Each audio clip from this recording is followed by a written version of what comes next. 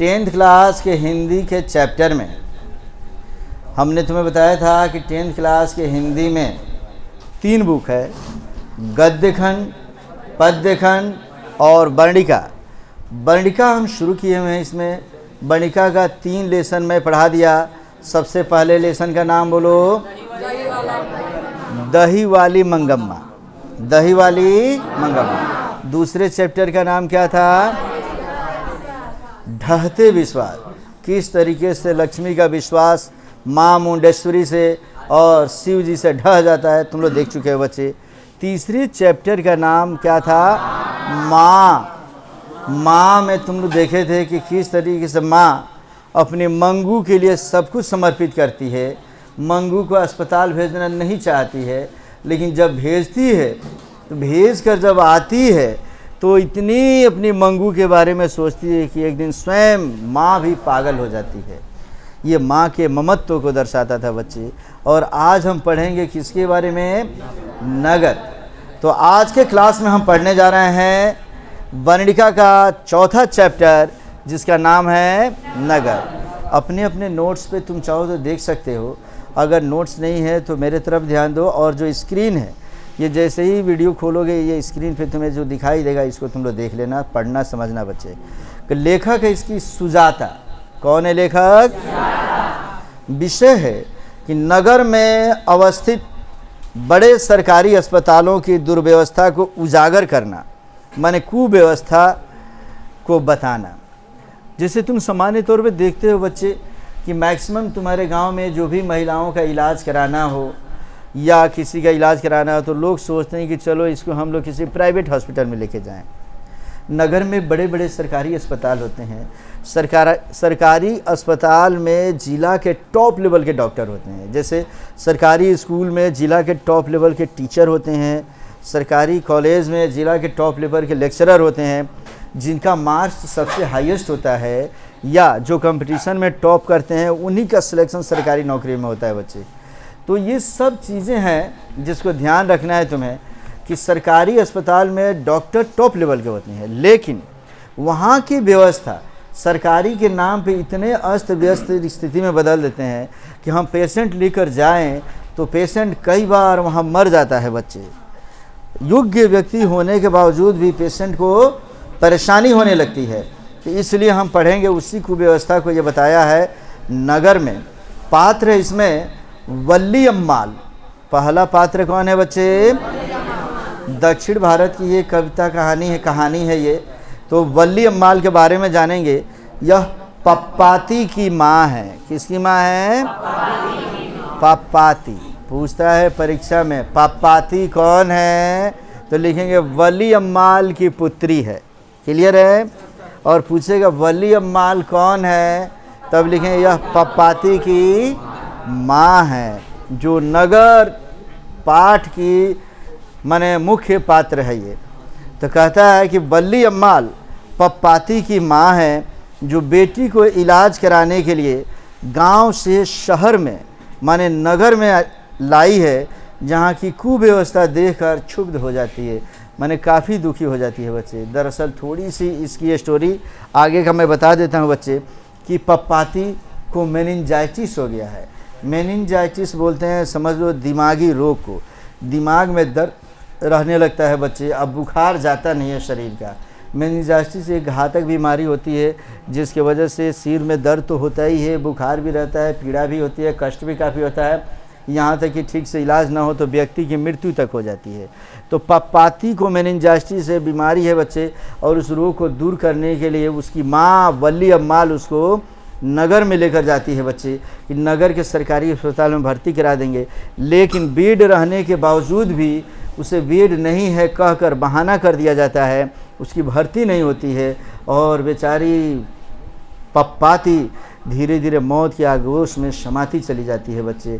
उसी की दुर्दशा को ये बताते हुए वली अम्माल ने ये सब एक्सप्लेन किया है कि कैसी व्यवस्था है नगरों के अस्पतालों की।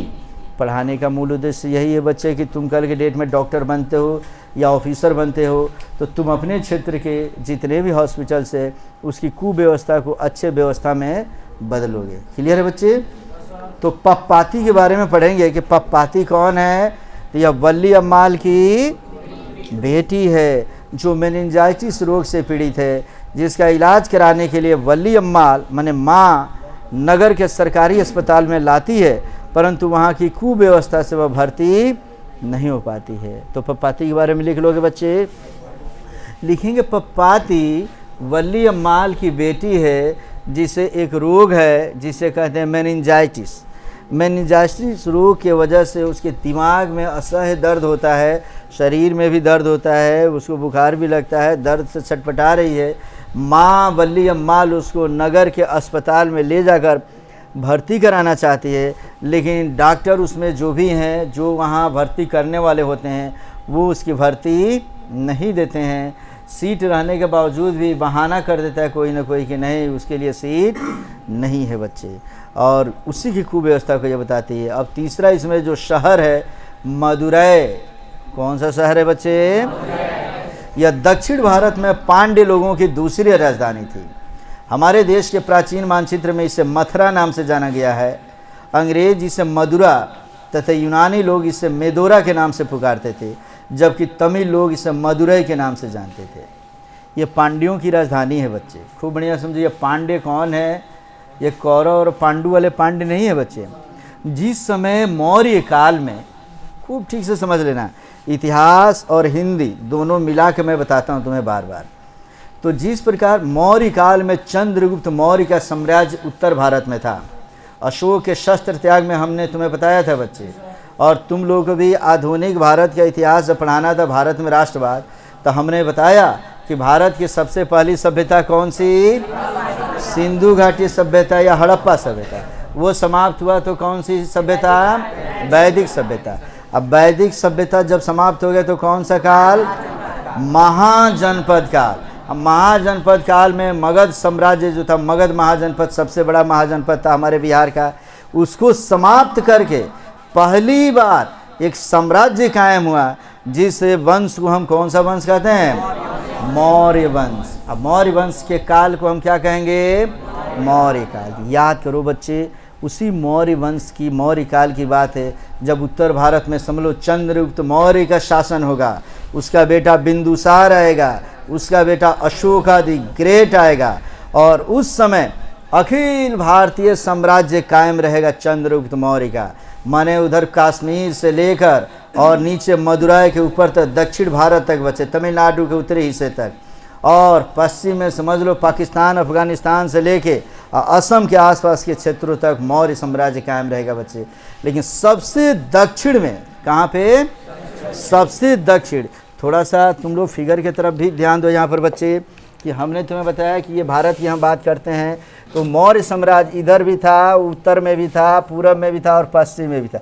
लेकिन यहाँ पे सुदूर दक्षिण भारत में यहाँ पे 3 राज्य थे, चेर, चोल और पांड्य। समझ में आ गया बच्चे? कौन कौन से 3 ठो राज्य थे?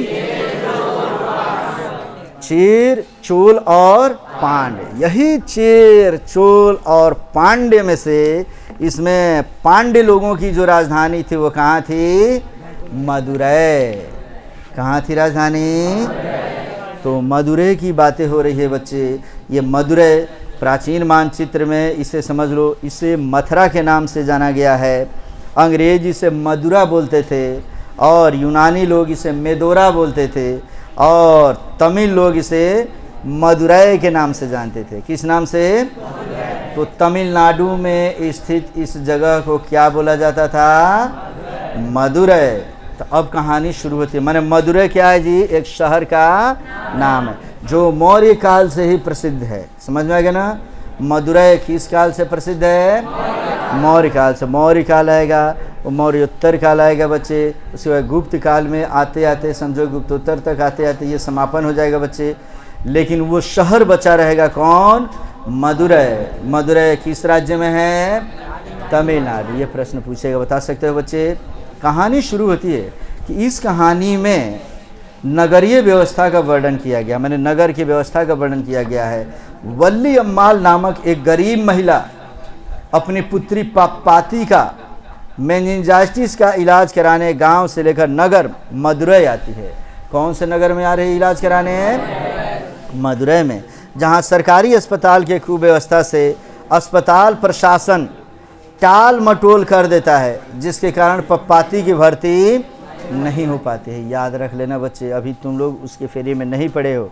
मैं खुद अपनी माँ का इलाज कराने के लिए आज के 5-7 साल पहले लखनऊ पीजीआई में गया बच्चे। सीट रहने के बावजूद भी बच्चे वहाँ पीजीआई में माँ को जगह नहीं मिला, प्राइवेट में बाहर रखना पड़ा बच्चे अलग से, तब अगले दिन दिखाया गया। ऐसी ही स्थिति इसके साथ भी घटना हुई है वली अम्माल के साथ, और वो लेखक को बताती है और सुजाता को जब पता चलता है तो वो उसको लिख देती है बच्चे। तो नगर की ऐसी ही कुव्यवस्था रहती है बच्चे। तो कुव्यवस्था माने सरकारी अस्पताल में लोग टाल मटोल कर देते हैं, जिसकी वजह से उसकी बच्ची माने पप्पाती की भर्ती उसमें नहीं हो पाती है। अतः नगरीय व्यवस्था से क्षुब्ध होकर लेखक सुजाता इस कहानी का शीर्षक ही नगर रख दिया है। आ रहा समझ में ना? परीक्षा में पूछेगा कि नगर पाठ का नाम लेखिका ने नगर क्यों रखा है? चूँकि नगर की ही खूब व्यवस्था को इसमें बताया गया है।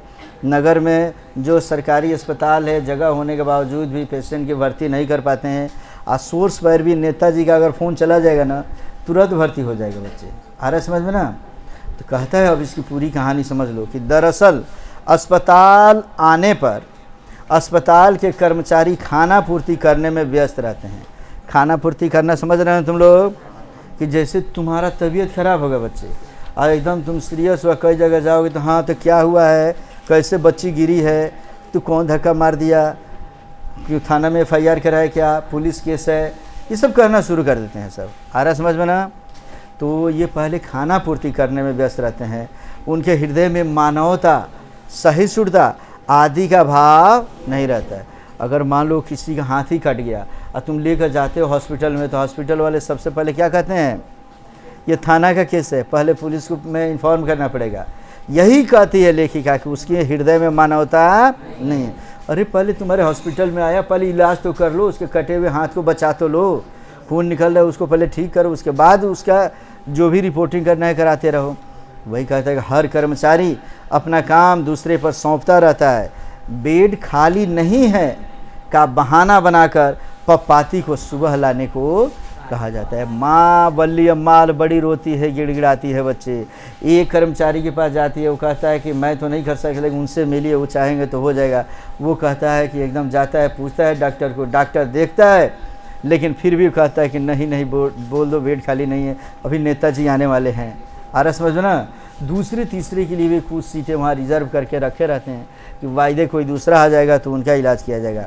इस प्रकार इधर से उधर माँ अपने बेटी को लेकर दौड़ते रहती है, लेकिन उसको जगह नहीं मिलता है। और बोला जाता है पप्पाती को कब लाना? सुबह में लाना। देखते हैं सुबह में बेड खाली हो जाएगा तो भर्ती कर लेंगे। इस प्रकार अस्पताल के लापरवाही के कारण पप्पाती अस्पताल में भर्ती नहीं हो पाती है। बीमार बेटी से चिंतित वली अम्माल, माने बीमार जो बेटी है उससे वली अम्माल जो चिंतित हो गई है, अंधविश्वास में डूब जाती है। अब समझ लो, जब बेटी की तबीयत खराब होती है बच्चों ना, तो माँ अंधविश्वास में भी डूबती है। तुम लोग भी देख लेना बच्चियों, तुम्हारी तबीयत खराब होती हो तो माँ तुम्हारी कहती है कि रे जरूर चुड़ैलिया का साया होगा इस पर, या मुसलमानों की जो भी लड़कियां लोग अरे जिन का एकदम साया पड़ गया, ले चलो। कुछ मौलाना साहब से दिखाते हैं हम लोग, तो कोई मुसलमान लड़कियों की माता उसे मौलाना साहब के पास लेकर चली जाती है, और हिंदू बच्चियों की जो माता है वो उसे ओझा बाबा के लेकर पास चले जाते हैं। ओझा बाबा धुआं सुंघाते हैं, ऊपर से झाड़ू मार देते हैं, और ये समझ लो मौलाना साहब फूंक मारते रहते हैं। ये सब अंधविश्वास है बच्चे। याद रखो कि ये जो तुम्हारी उम्र है, इस उम्र में तुम्हारी तबीयत खराब होगी। हर माह में तुम्हारा तबीयत 2-4-5 दिन के लिए ख़राब हो सकता है, लेकिन उसको ये मत समझो कि जिन्न का साया पड़ गया इसीलिए मेरी तबीयत बार बार ख़राब हो जाती है। बच्चे तुम्हारी भी तबीयत खराब हो सकती है, बच्चों की खराब हो सकती है, तो किसी ओझा भूतनी के पास जाने की ज़रूरत। ये लेसन पढ़ाने का मूल उद्देश्य यही है बच्चे। तो बीमार बेटी से चिंतित वली अम्माल अंधविश्वास में डूब जाती है तथा झाड़ फूंक से अपने बेटी को ठीक करवाना चाहती है। यह अशिक्षा तथा अंधविश्वास को दर्शाता है बच्चे। कई बार मैं तुम्हें बताता हूँ, ध्यान से समझो, कि आज भी मैं गांव में जाता हूं बच्चे, तो मेरे घर के बगल में जो भी, मान लो मुसलमानों का घर है या हिंदुओं का जो भी घर है बच्चे, छोटे छोटे बच्चे हैं, अभी ताबीज़ बांधे रहेंगे 10-10 सौ, एकदम लगेगा कि सब रोग का ताबीज़ बांध दिया गया है। अब वो ताबीज़ समझ लो बच्चे, वो लड़का ना नहाएगा ना धुलाएगा, मिट्टी में खेलेगा, उस पर डस्ट पड़ेंगे, गंदगी होगी, और गंदगी होगी तो बच्चे, जाहिर सी बात है वो बच्चा उसी ताबीज़ को मुंह में लगा लेगा। जाहिर सी बात है जीवाणु जब उसके अंदर जाएंगे तो उसकी तबीयत और ख़राब हो जाएगी, तो माँ जाएगी तेरे को और ताबीज़ बंधवा देगी। अरे मूर्ख, अगर उस ताबीज़ से ठीक होने वाला होता तो समझ लो मौलाना साहब डॉक्टर से पहले स्थान पे होते, ओझा बाबा डॉक्टर से पहले स्थान पे होते, लेकिन ऐसा नहीं होता है बच्चे। आज भी जो महिलाएं एकदम एक बार अगर चली जाती है कहीं, एकदम खूब एकदम घूमते रहती है, बस डोलते रहती है, कई रोग होते रहते हैं, इससे ठीक होने वाला ये जहाँ एजुकेशन की कमी है बच्चे, जहाँ अंधविश्वास शुरू हो जाएगा, आडंबर आ जाएगा, वहीं ये सब लोग करते हैं। बाकी असली चीज़ डॉक्टर से, साइंस से, टेक्नोलॉजी से इलाज कराओ बच्चे, समझ में आ गया ना। आगे पढ़ो। अस्पताल में बड़े डॉक्टर बने चिकित्सक अपने कर्तव्य का पालन करते हुए पप्पाती को बेड देने की बात तो करते हैं, लेकिन अन्य कर्मचारी टाल मटोल कर बेड खाली नहीं है का बहाना बनाकर पप्पाती को भर्ती नहीं लेते हैं बच्चे, और उस पप्पाती को उस अस्पताल के बाहर तड़पते तड़पते समझ लो उसकी स्थिति खराब हो जाती है बच्चे। और इस प्रकार के पप्पाती को और बल्ली अम्माल को लेकर मदुरा में स्थित अस्पताल की कुव्यवस्था की बातें इसमें की गई है बच्चे। तो नगर की कुव्यवस्था लिख सकते हो कि नहीं बच्चे? चैप्टर ठीक से समझ में आ गया कि नगर में है क्या? तो नगर तमिलनाडु का एक नगर है मदुरा। मदुरा को मदुरै, मथुरा, मंदरा, मेदोरा के नाम से भी अलग अलग व्यक्तियों ने कहा है।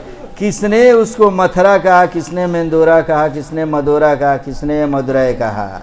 ये परीक्षा में एक एक नंबर का क्वेश्चन पूछेगा, बता दोगे तुम लोग? और वहाँ की कुव्यवस्था के बारे में लिखना हो लिख देगा कि नहीं सब? ये लेसन समाप्त हो गया बच्चे।